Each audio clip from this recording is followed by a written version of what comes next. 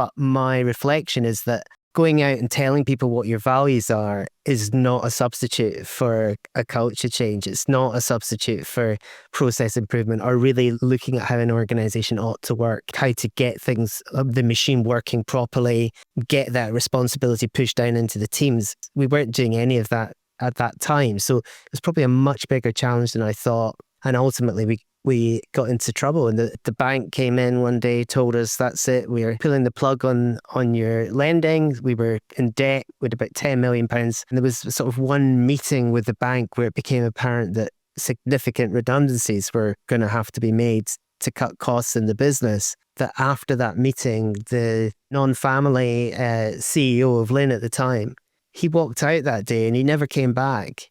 I remember coming back into the company, and everyone was in shock. One of my team said to me, what about the culture change? And I said, this is the culture change. We don't have any choice anymore. Like we're going to have to go through a massive change here.